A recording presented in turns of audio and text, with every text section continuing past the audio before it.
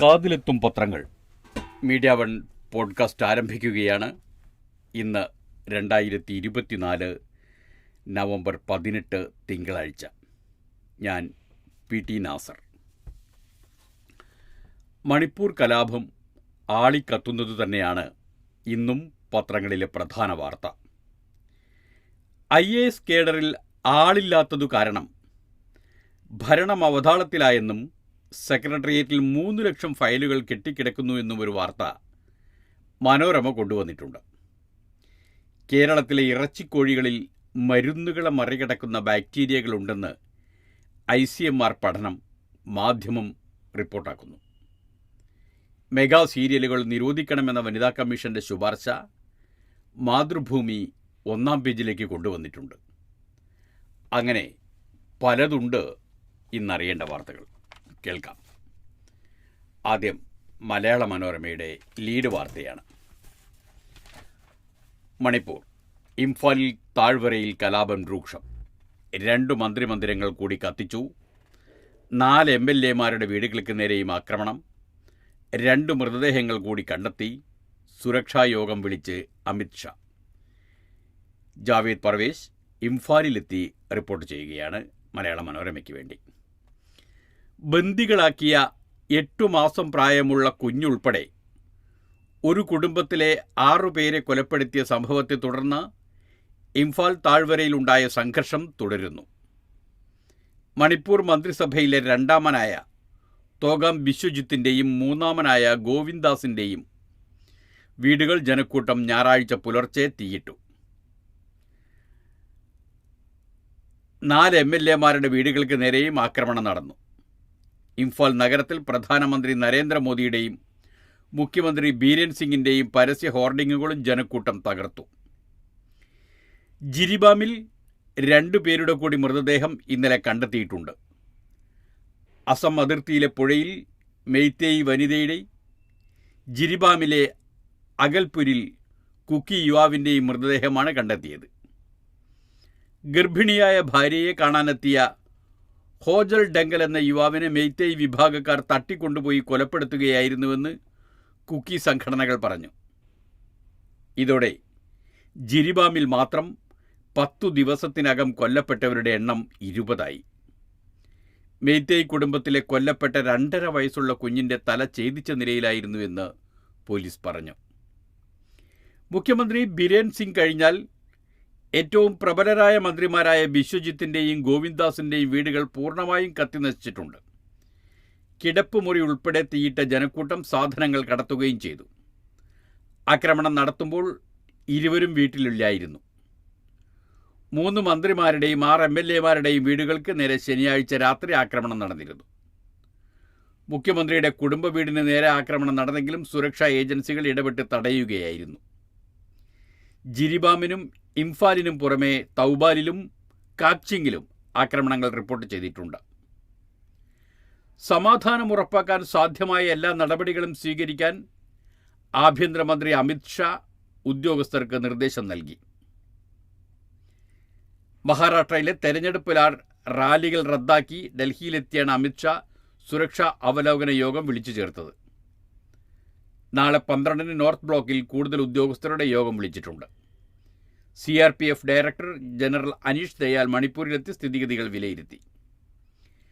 CRPFനെ പ്രധാന കേന്ദ്രങ്ങളിൽ വിന്യസിച്ചിട്ടുണ്ട്. 23 പേരെ അറസ്റ്റ് ചെയ്തു.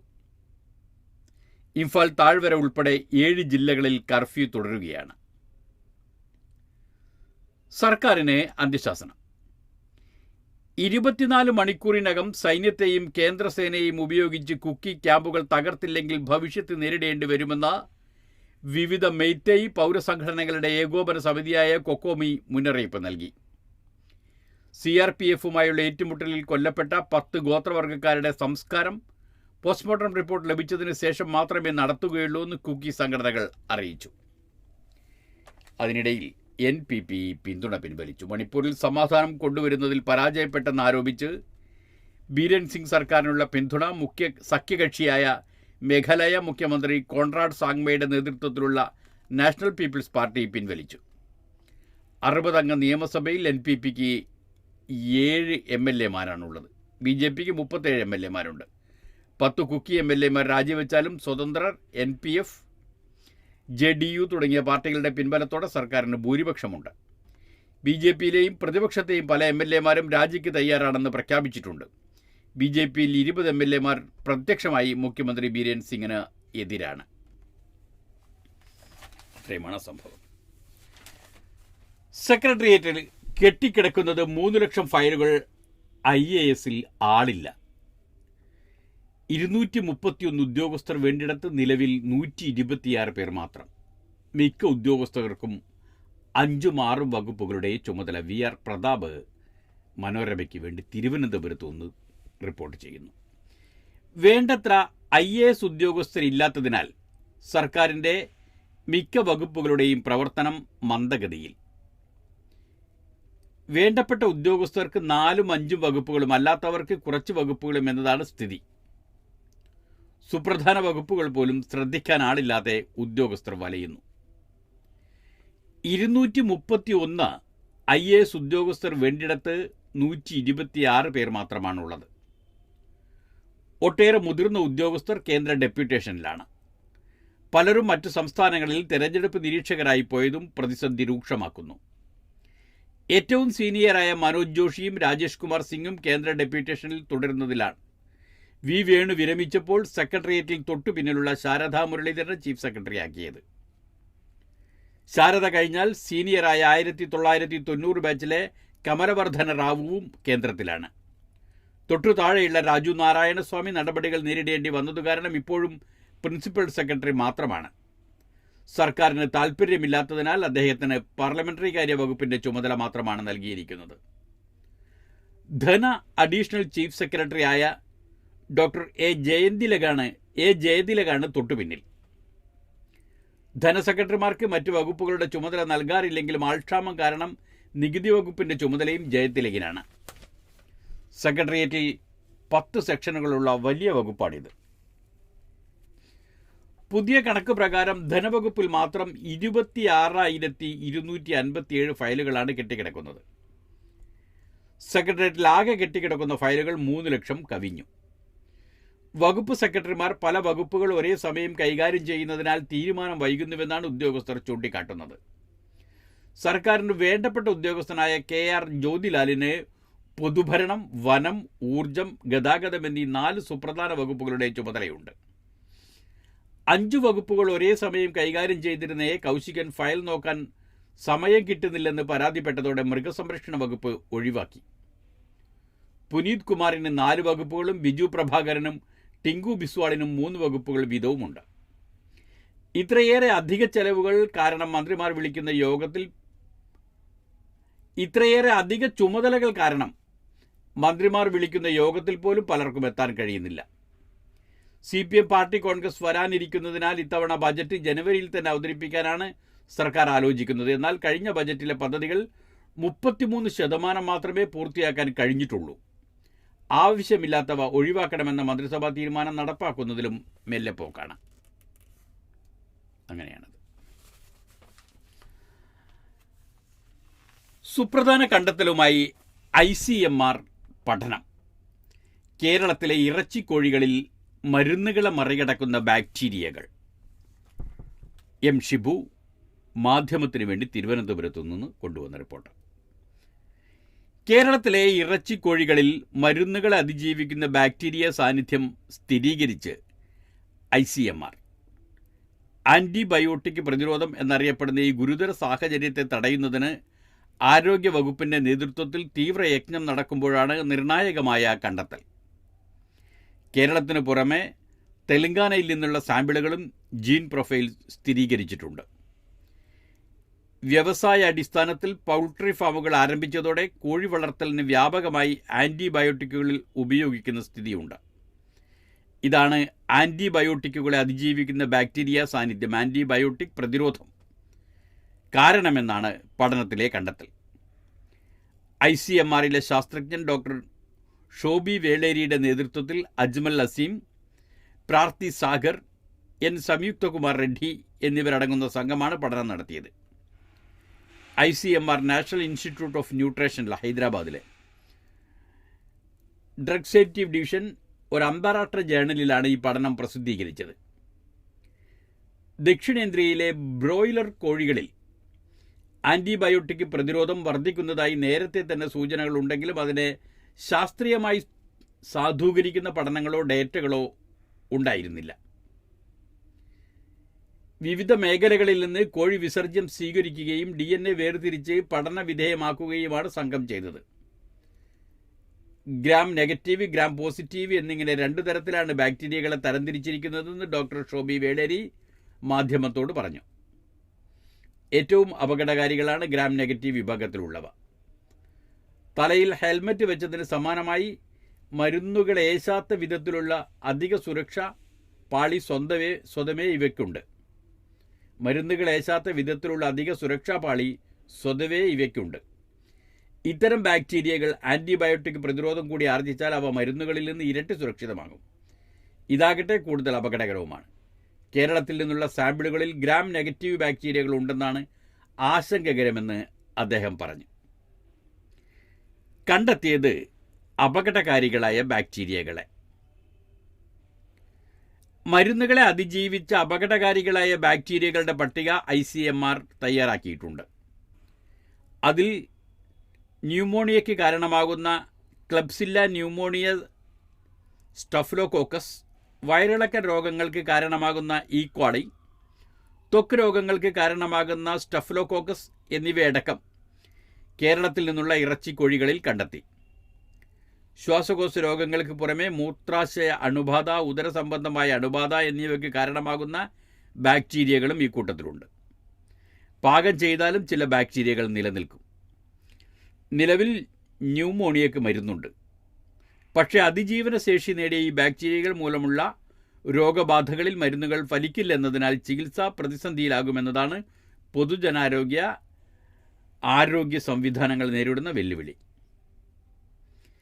കൂടുതൽ തെക്കൻ മേഖലയിലാണ് എന്നും ഒരു വിവരം ഈ വാർത്തയോട് ചേർത്ത് കൊടുത്തിട്ടുണ്ട്. കേരളത്തെ 3 സോണുകളായി തിരിച്ചാണ് പഠനത്തിനായി സാമ്പിളുകൾ സമാഹരിച്ചത്. മലപ്പുറം, കണ്ണൂർ ജില്ലകളാണ് വടക്കൻ സോണിലും, എറണാകുളവും കോട്ടയവും മധ്യമേഖലയിലും, കൊല്ലം, ആലപ്പുഴ, തിരുവനന്തപുരം ജില്ലകൾ തെക്കൻ മേഖലയിലും ഉൾപ്പെടുന്നു. മറ്റു മേഖലകളെ അപേക്ഷിച്ച് തെക്കൻ മേഖലയിലാണ് ഇത്തരം ബാക്ടീരിയകളുടെ സാന്നിധ്യം ഏറെയുള്ളത്. അതാണൊരു പ്രശ്നം. റിപ്പോർട്ടുമായി വനിതാ കമ്മീഷൻ. മെഗാ സീരിയൽ നിരോധിക്കണം. മാതൃഭൂമി പത്രത്തിൻ്റെ MK സുരേഷ് തിരുവനന്തപുരത്ത് നിന്ന് റിപ്പോർട്ട് ചെയ്തതാണ്. മലയാള ടെലിവിഷൻ സീരിയൽ കഥകൾ, എപ്പിസോഡുകൾ എന്നിവ സംപ്രേഷണം ചെയ്യും മുമ്പ് സെൻസർ ബോർഡിൻ്റെ പരിശോധനയ്ക്ക് വിധേയമാക്കണമെന്ന് വനിതാ കമ്മീഷൻ റിപ്പോർട്ട്. മെഗാ പരമ്പരകൾ നിരോധിച്ച് എപ്പിസോഡുകൾ 20 മുതൽ 30 വരെയാക്കി കുറയ്ക്കണം. ഒരു ദിവസം ഒരു ചാനലിൽ 2 സീരിയൽ മതിയെന്നും പുനഃസംപ്രേഷണം അനുവദിക്കരുതെന്നും കമ്മീഷൻ ആവശ്യപ്പെടുന്നു. സീരിയലുകളുടെ സെൻസറിംഗ് നിലവിലെ സിനിമാ സെൻസർ ബോർഡിനെ ഏൽപ്പിക്കുകയോ പ്രത്യേക ബോർഡ് രൂപീകരിക്കുകയോ വേണമെന്നും വനിതാ കമ്മീഷന്റെ പഠന റിപ്പോർട്ട് ആവശ്യപ്പെടുന്നു. മലപ്പുറം, കോട്ടയം, തിരുവനന്തപുരം ജില്ലകളിലെ 13-19 പ്രായക്കാരായ 40 പേരുടെ അഭിപ്രായങ്ങൾ വിലയിരുത്തിയാണ് കമ്മീഷൻ ഇതേക്കുറിച്ച് പഠിച്ചത്. പരമ്പരകളിൽ തെറ്റായ സന്ദേശമുണ്ടെന്ന് 43% പേർ കുറ്റപ്പെടുത്തി. സീരിയലുകളുടെ പ്രമേയത്തിൽ മാറ്റം വരുത്തണമെന്ന് 57% പേരും ആവശ്യപ്പെട്ടു. അസന്മാർഗിക കഥാപാത്രങ്ങളെ കുട്ടികളടക്കം അനുകരിക്കുന്നതായും പഠനം കണ്ടെത്തി. കേന്ദ്ര കഥാപാത്രമാകുന്ന സ്ത്രീകൾ മിക്കപ്പോഴും നെഗറ്റീവ് റോളിലാണ്. യഥാർത്ഥ ബോധ്യമുള്ള കഥകൾ കുറവാണ്. ഇത്തരത്തിലുള്ള സീരിയലുകൾ സംപ്രേഷണം ചെയ്യുന്നത് കുടുംബങ്ങളെയും കുട്ടികളെയും ബാധിക്കുന്നു. 2017 മുതൽ 2022 വരെയാണ് വിവിധ മേഖലകളിലെ പ്രശ്നങ്ങളെപ്പറ്റി കമ്മീഷൻ പഠിച്ചത്. ഇതങ്ങനെയാണ്. സഹകരണ സംഘങ്ങളിലൂടെ 300 സേവനങ്ങൾ. തിരുവനന്തപുരം മാതൃഭൂമിയിൽ നിന്ന് തന്നെയാണ്. കേന്ദ്ര സംസ്ഥാന സർക്കാരുകളുടെയും മറ്റ് ഏജൻസികളുടെയും സേവനങ്ങൾ പ്രാഥമിക കാർഷിക വായ്പാ സഹകരണ സംഘങ്ങളിലൂടെ ലഭ്യമാക്കാൻ കേന്ദ്ര സർക്കാർ തീരുമാനിച്ചു. കേന്ദ്രത്തിൻ്റെ 300-ലധികം സേവനങ്ങൾ ലഭ്യമാക്കാനാണ് തീരുമാനം. ഇതിനായി കേന്ദ്ര സഹകരണ മന്ത്രാലയവും ഇലക്ട്രോണിക് ആൻഡ് IT മന്ത്രാലയവും നബാർഡും ധാരണാപത്രം ഒപ്പുവെച്ചു. കേരളത്തിന് അനുകൂല നിലപാടില്ലാത്തതിനാൽ കേരളത്തിൽ തൽക്കാലം ഇത് നടപ്പാകാൻ ഇടയില്ല. ബാങ്കിംഗ് പ്രവർത്തനത്തിനോടൊപ്പം ആധാർ, പാൻ കാർഡ്, പാസ്പോർട്ട് എന്നിവ ലഭിക്കുന്നതിനുള്ള സേവനങ്ങളും യാത്രാ ടിക്കറ്റ് ബുക്കിംഗ്, ക്ഷേമ പദ്ധതികളുടെ നിർവഹണം, ആരോഗ്യ പദ്ധതികൾ, നിയമസേവനം തുടങ്ങിയവയും ലഭ്യമാക്കും. ഇതിനായി കാർഷിക വായ്പാ സഹകരണ സംഘങ്ങൾ IT മന്ത്രാലയത്തിലെ ഈ സേവനങ്ങൾക്കുള്ള സോഫ്റ്റ്വെയറുമായി ബന്ധിപ്പിക്കും. അങ്ങനെയാണ്. ഹൈപ്പർസോണിക് നിരയിൽ ഇന്ത്യ മിസൈൽ പരീക്ഷണം വിജയം. ശബ്ദത്തിൻ്റെ 5 ഇരട്ടി വേഗത്തിൽ സഞ്ചരിക്കുന്ന മിസൈൽ സ്വന്തം. മനോരമയിലാണ്. ന്യൂഡൽഹി. ശബ്ദത്തിൻ്റെ 5 ഇരട്ടി വേഗത്തിൽ സഞ്ചരിക്കുന്ന ഹൈപ്പർസോണിക് മിസൈൽ വിജയകരമായി പരീക്ഷിച്ച ഇന്ത്യ ഈ നേട്ടം കൈവരിക്കുന്ന ലോകത്തെ 4ാമത്തെ രാജ്യമായി. US, റഷ്യ, ചൈന എന്നിവയാണ് സാങ്കേതിക വിദ്യയുള്ള മറ്റു രാജ്യങ്ങൾ. പ്രതിരോധ ഗവേഷണ സ്ഥാപനമായ DRDOയുടെ മേൽനോട്ടത്തിൽ പൂർണ്ണമായും തദ്ദേശീയമായാണ് മിസൈൽ വികസിപ്പിച്ചത്. ഒഡീഷ തീരത്തുള്ള ഡോക്ടർ APJ അബുൽ കലാം ദ്വീപിലെ ഇൻ്റഗ്രേറ്റഡ് ട്രേഡ് ടെസ്റ്റ് റേഞ്ചിൽ നിന്ന് ശനിയാഴ്ച വൈകിട്ട് 6:55-നാണ് മിസൈൽ വിക്ഷേപിച്ചത്. ഹൈപ്പർസോണിക് വേഗത്തിൽ 1400 കിലോമീറ്റർ ദൂരം സഞ്ചരിച്ച മിസൈൽ കൃത്യമായി ലക്ഷ്യസ്ഥാനത്തെത്തിയെന്നും വ്യക്തമായ ആഘാതം സൃഷ്ടിച്ചെന്നും പ്രതിരോധ മന്ത്രി രാജ്നാഥ് സിംഗ് അറിയിച്ചു. മണിക്കൂറിൽ 6200 കിലോമീറ്റർ വേഗത്തിൽ സഞ്ചരിക്കും. ബാലിസ്റ്റിക് മിസൈലുകളെക്കാൾ വേഗം താരതമ്യേന കുറവാണെങ്കിലും പ്രതിരോധ സംവിധാനങ്ങളെ കബളിപ്പിക്കാനാകുമെന്നതാണ് ഹൈപ്പർസോണിക് ക്രൂസ് മിസൈലുകളുടെ പ്രത്യേകത. ചേവായൂർ ബാങ്ക് കോൺഗ്രസ് കോടതിയിലേക്ക്. ഇന്നലെ ഹർത്താലിന് വരെ കാരണമായ ബാങ്ക് തെരഞ്ഞെടുപ്പാണ്. ഇന്ന് കോടതിയെ സമീപിക്കുമെന്നും 30-ന് കമ്മീഷണർ ഓഫീസ് മാർച്ച് നടത്തുമെന്നും DCC president K. Praveen Kumar. Kozhikode. സംഘർഷത്തിൽ കലാശിച്ച ചേവായൂർ ബാങ്ക് തെരഞ്ഞെടുപ്പ് റദ്ദാക്കണമെന്നാവശ്യപ്പെട്ട് ഇന്ന് ഹൈക്കോടതിയെ സമീപിക്കുമെന്ന് ജില്ലാ Congress committee president K. Praveen Kumar പറഞ്ഞു. കോഴിക്കോട് ജില്ലാ കോൺഗ്രസ് കമ്മിറ്റി പ്രസിഡന്റാണ്. വോട്ടർമാരെ ആക്രമിച്ചപ്പോഴും വ്യാപക കള്ളനോട്ട് നടന്നപ്പോഴും നിഷ്ക്രിയനായിരുന്ന AC PA ഉമേഷിനെതിരെ നടപടി വേണമെന്നും ആവശ്യപ്പെട്ടു. Assistant commissioner PA ഉമേഷിനെതിരെ. ബാങ്ക് തിരിച്ചറിയൽ കാർഡിന് പുറമെ കോടതി നിർദ്ദേശപ്രകാരമുള്ള 8 തിരിച്ചറിയൽ കാർഡുകൾ പരിശോധിക്കാതെ കള്ള വോട്ട് ചെയ്യാൻ അനുവദിക്കുകയും യഥാർത്ഥ വോട്ടർമാരുടെ ID കാർഡുകൾ ബൂത്തിനുള്ളിൽ വലിച്ചു കീറുകയും ചെയ്ത സംഭവത്തിൽ മൗനം പാലിച്ച റിട്ടേണിംഗ് ഓഫീസർക്കെതിരെ നടപടി വേണമെന്നും ഹൈക്കോടതിയോട് ആവശ്യപ്പെടുമെന്ന് പ്രവീൺകുമാർ പറഞ്ഞു. ചേവായൂർ ബാങ്ക് തെരഞ്ഞെടുപ്പ് അട്ടിമറിക്കാൻ പോലീസ് കൂട്ടുനിന്നതായി ആരോപിച്ച് ജില്ലാ കോൺഗ്രസ് കമ്മിറ്റി 30-ന് കമ്മീഷണർ ഓഫീസിലേക്ക് മാർച്ച് നടത്തും. 16-ന് നടന്ന ചേവായൂർ സഹകരണ ബാങ്ക് തെരഞ്ഞെടുപ്പിൽ CPM പിന്തുണയിൽ ജനാധിപത്യ സംരക്ഷണ സമിതി കോൺഗ്രസിൽ നിന്ന് ബാങ്ക് ഭരണം പിടിച്ചെടുക്കുകയായിരുന്നു. ജനാധിപത്യ സംരക്ഷണ സമിതി എന്ന് പറയുന്നതിൽ അധികവും കോൺഗ്രസ് വിമതരാണുള്ളത്. അവരോടാണ് ഈ ബാങ്ക് തെരഞ്ഞെടുപ്പിൽ കോൺഗ്രസ് തോറ്റാൽ ജീവിക്കാൻ അനുവദിക്കില്ല എന്ന് നേരത്തെ KPCC പ്രസിഡന്റ് മുന്നറിയിപ്പ് നൽകുന്ന തരത്തിലൊരു ഭീഷണി പ്രസംഗം നടത്തിയതൊക്കെ. അതങ്ങനെയൊരു സംഭവം.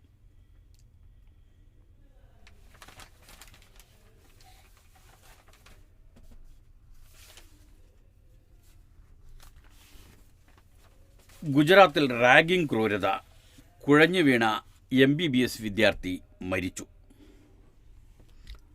അഹമ്മദാബാദ്. ഗുജറാത്തിലെ പാഡൻ ജില്ലയിലെ ധാർപൂർ GMRS മെഡിക്കൽ കോളേജ് ഹോസ്റ്റലിൽ റാഗിങ്ങിനെ തുടർന്ന് 1-ാം വർഷ MBBS വിദ്യാർത്ഥി അനിൽ മെത്താനിയ മരിച്ചു. 18 വയസ്സാണ്. ശനിയാഴ്ച വൈകിട്ട് നടന്ന സംഭവത്തിൽ കോളേജ് അധികൃതർ അന്വേഷണം ആരംഭിച്ചു. സീനിയർ വിദ്യാർത്ഥികൾ റാഗിങ്ങിൻ്റെ ഭാഗമായി 3 മണിക്കൂറിലേറെ തുടർച്ചയായി നിർത്തിയതായും അതിനിടെ ബോധം കെട്ടി വീണ അനിലിനെ ഉടൻ ആശുപത്രിയിൽ എത്തിച്ചെങ്കിലും രക്ഷിക്കാനായില്ലെന്നും ഒപ്പം റാഗിങ്ങിനിരയായ 1-ാം വർഷ വിദ്യാർത്ഥികൾ പറഞ്ഞു. 7-8 വിദ്യാർത്ഥികളാണ് ക്രൂരമായ കാര്യങ്ങളിൽ ചെയ്തത്. വിദ്യാർത്ഥിയെ തലമൊട്ടയടിപ്പിച്ചു എന്നൊരു കഥയുണ്ട്. അത് ഹൈദരാബാദിൽ നിന്നാണ്. തെലങ്കാനയിലെ ഖമ്മം ജില്ലയിലെ ഗവൺമെൻറ് മെഡിക്കൽ കോളേജിൽ അധ്യാപകൻ 1-ാം വർഷ MBBS വിദ്യാർത്ഥിയെ നിർബന്ധിച്ച് ബാർബർ ഷോപ്പിൽ കൊണ്ടുപോയി തല മുണ്ഡനം ചെയ്യിപ്പിച്ചതായി പരാതി. വിദ്യാർത്ഥിയുടെ ഹെയർ സ്റ്റൈൽ മാറ്റാൻ ആദ്യം സീനിയേഴ്സ് ആവശ്യപ്പെട്ടെന്നും തുടർന്ന് റാഗിംഗ് തടയുന്നതിനുള്ള സമിതിയുടെ ചുമതലക്കാരനായ അധ്യാപകൻ ഇടപെട്ട് നിർബന്ധിച്ച് മുണ്ഡനം ചെയ്യിച്ചു എന്നുമാണ് സംഭവം.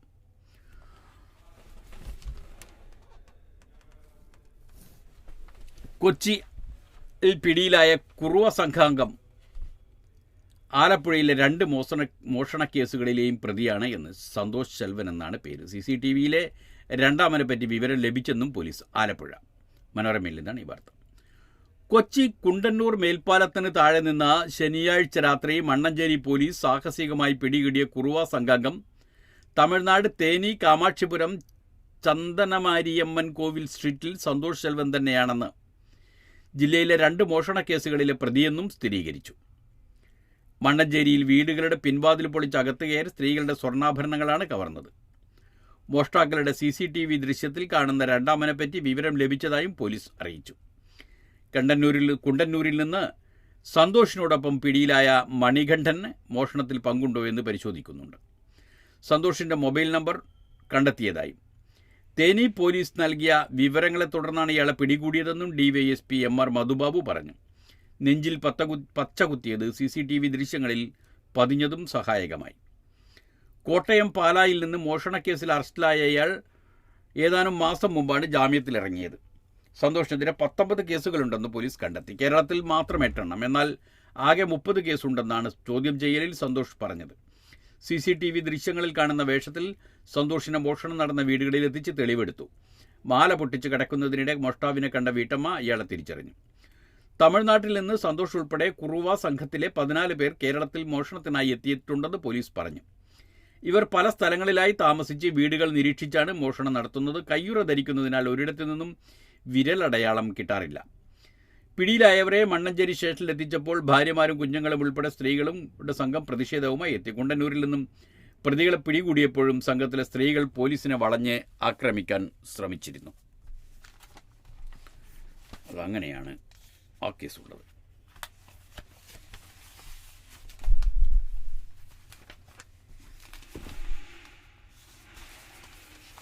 പ്രത്യേക നിയമം ആവശ്യമില്ല എന്നൊരു വാർത്ത, അതുവേറെ. ഇനി വിദേശ വാർത്തകളാണ്. മാതൃഭൂമിയുടെ വിദേശം ഭാഗത്തു നിന്ന്. യുക്രൈനിൽ റഷ്യയുടെ മിസൈൽ വർഷം, 8 മരണം. US മിസൈൽ റഷ്യക്കുള്ളിൽ ഉപയോഗിക്കാൻ അനുമതി നൽകി ബൈഡൻ. കീവ്. 2025 യുദ്ധം തീരുമെന്ന പ്രത്യാശ പ്രസിഡന്റ് വോളോദിമിർ സെലൻസ്കി പങ്കുവച്ചതിന് പിന്നാലെ യുക്രൈനിൽ മിസൈൽ വർഷം നടത്തി റഷ്യ. യുദ്ധം 1000 ദിവസം പിന്നിട്ട സാഹചര്യത്തിലുണ്ടായ ആക്രമണത്തിൽ 8 പേർ കൊല്ലപ്പെട്ടു, 20ലേറെ പേർക്ക് പരിക്കേറ്റു. 3 മാസത്തിനിടെ യുക്രൈനിൽ റഷ്യ നടത്തുന്ന വലിയ ആക്രമണമാണിത്. ആക്രമണത്തെ തുടർന്ന് കിയവിലും കിഴക്കൻ യുക്രൈനിലും 2 വൈദ്യുതി മുടങ്ങി. അയൽ രാജ്യമായ പോളണ്ട് വ്യോമാതിർത്തിയിൽ പ്രതിരോധം ശക്തമാക്കി. ഞായറാഴ്ച യുക്രൈൻ്റെ ഊർജ്ജ നിലയങ്ങളെ ലക്ഷ്യം വെച്ച് 120 മിസൈലുകളും 90 ഡ്രോണുകളുമാണ് റഷ്യ തൊടുത്തുവിട്ടത്. 140 എണ്ണം വെടിവെച്ചിട്ടെന്ന് യുക്രൈൻ അറിയിച്ചു. ഇറാൻ നിർമ്മിത ഷഹീദ് ഡ്രോണുകളും വ്യത്യസ്ത ഇനം ക്രൂസ് ബാലിസ്റ്റിക് മിസൈലുകളും ആക്രമണത്തിന് ഉപയോഗിച്ചു. മിഗോലൈവിൽ 2 പേർ മരിച്ചു. തലസ്ഥാനമായ കിയേവ്, തെക്കൻ തുറമുഖ നഗരമായ ഒഡേസ, ഡാനിപ്രോസ പൊറീഷ, ഹെർസോൺ, സെൻട്രൽ പോൾട്ടാവ എന്നിവിടങ്ങളിലും ആക്രമണമുണ്ടായി. അതേസമയം US നിർമ്മിത മിസൈലുകൾ ഉപയോഗിച്ച് റഷ്യക്കുള്ളിൽ ആക്രമണം നടത്താൻ US പ്രസിഡന്റ് ജോ ബൈഡൻ യുക്രൈന് അനുമതി നൽകിയതായി റിപ്പോർട്ടുകൾ പുറത്തുവന്നു. വരും ദിവസങ്ങളിൽ US നൽകിയ ആർമി ടാക്ടിക്കൽ മിസൈൽ സിസ്റ്റം ഉപയോഗിച്ച് റഷ്യൻ പ്രദേശങ്ങളിൽ യുക്രൈൻ ആക്രമണം നടത്തിയേക്കുമെന്നും US മാധ്യമങ്ങൾ റിപ്പോർട്ട് ചെയ്തു. എന്നാൽ ഇക്കാര്യത്തിൽ US ഔദ്യോഗികമായി സ്ഥിരീകരിച്ചിട്ടില്ല. ഫോസിൽ ഇന്ധന കമ്പനി ഉടമ ട്രംപിൻ്റെ ഊർജ്ജ സെക്രട്ടറി. വാഷിംഗ്ടൺ. ഫോസിൽ ഇന്ധന കമ്പനി ഉടമ ക്രിസ് റൈറ്റിനെ തൻ്റെ 2ാം സർക്കാരിലെ ഊർജ്ജ സെക്രട്ടറിയായി നിയുക്ത US പ്രസിഡന്റ് ഡൊണാൾഡ് ട്രംപ് നിയമിച്ചു. ഡെൻവർ ആസ്ഥാനമായി പ്രവർത്തിക്കുന്ന ലിബർട്ടി എനർജി എന്ന കമ്പനിയുടെ CEO ആണ് ക്രിസ് റൈറ്റ്. കാലാവസ്ഥാ വ്യതിയാനം കെട്ടുകഥയാണെന്ന് വിശ്വസിക്കുന്നവരിൽ മുൻനിരയിലുള്ളയാളാണ് റൈറ്റ്. കാലാവസ്ഥാ വ്യതിയാനത്തിനെതിരെയുള്ള പോരാട്ടങ്ങളെയും അദ്ദേഹം ശക്തമായി എതിർക്കുന്നു. ഫോസിൽ ഇന്ധന ഉപയോഗത്തെ പ്രോത്സാഹിപ്പിക്കുന്ന റൈറ്റ് ചുമതലയേറ്റാൽ ബൈഡൻ ഭരണകൂടം 1 വർഷമായി നിർത്തിവച്ചിരിക്കുന്ന പ്രകൃതിവാതക കയറ്റുമതി പുനഃസ്ഥാപിച്ചേക്കും. നെതന്യാഹുവിൻ്റെ വീട്ടിന് നേരെ ബോംബാക്രമണം, 3 പേർ പിടിയിൽ.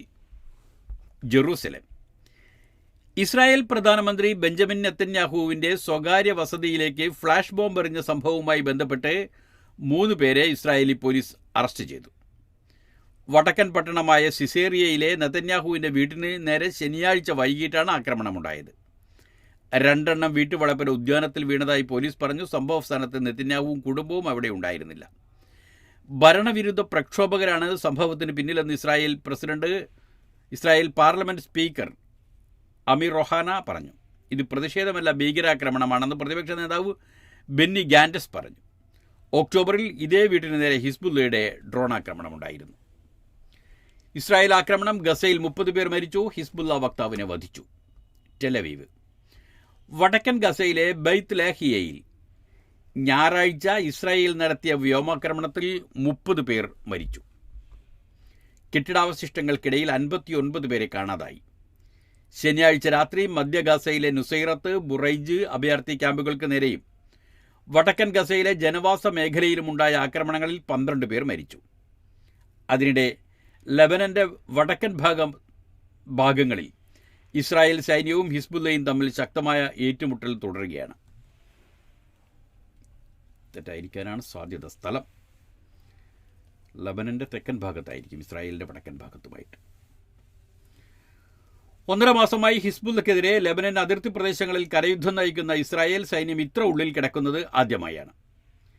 മധ്യ ബെയ്റൂത്തിൽ ഞായറാഴ്ച ഉണ്ടായ ഇസ്രായേൽ ആക്രമണത്തിൽ ഹിസ്ബുള്ള വക്താവ് മുഹമ്മദ് ഹഫീഫ് കൊല്ലപ്പെട്ടു. സിറിയൻ ബാത്ത് പാർട്ടിയുടെ ലെബനനിലെ റാസൽ നാബയിലുള്ള ഓഫീസ് ലക്ഷ്യമിട്ടാണ് ആക്രമണമുണ്ടായതെന്ന് സുരക്ഷാ വിഭാഗം പറഞ്ഞു. ഇസ്രായേൽ ആക്രമണങ്ങളിൽ 2 ലെബനീസ് പട്ടാളക്കാരും കൊല്ലപ്പെട്ടു. ഇതിനിടെ ഗാസയിലെ ഇസ്രായേൽ സൈനിക നടപടിക്ക് വംശഹത്യയുടെ സ്വഭാവമുണ്ടെന്ന UN കമ്മിറ്റി റിപ്പോർട്ട് വ്യാജവും കെട്ടിച്ചമച്ചതുമാണെന്ന് ഇസ്രായേൽ വിദേശകാര്യ മന്ത്രാലയം ആരോപിച്ചു. ഏകപക്ഷീയ സ്വഭാവമുള്ള റിപ്പോർട്ടുകൾ പടച്ചുവിടുന്ന തങ്ങളുടെ തന്നെ റെക്കോർഡ് UN തിരുത്തി കുറിക്കുകയാണെന്നും ആക്ഷേപിച്ചു. തായ്വാനുമുള്ള US-ന്റെ പിന്തുണ ബൈഡന് മുന്നറിയിപ്പ് നൽകി ഷീ. ലിമ. തായ്വാന് പിന്തുണ നൽകി പരിധി ലംഘിക്കരുതെന്ന് Chinese president Xi Jinping US president Joe ബൈഡന് മുന്നറിയിപ്പ് നൽകി. പെറുവിൽ നടക്കുന്ന ഏഷ്യ പസഫിക് സാമ്പത്തിക സഹകരണ ഉച്ചകോടിക്കിടെ അപെക് ബൈഡനുമായി നടത്തിയ കൂടിക്കാഴ്ചയിലാണ് അദ്ദേഹം ഇക്കാര്യം പറഞ്ഞത്. തായ്വാൻ പ്രശ്നം, ജനാധിപത്യം, മനുഷ്യാവകാശം, ചൈനയുടെ വികസന താൽപ്പര്യങ്ങൾ തുടങ്ങിയവയെ വെല്ലുവിളിക്കരുതെന്ന് ഷീ പറഞ്ഞു.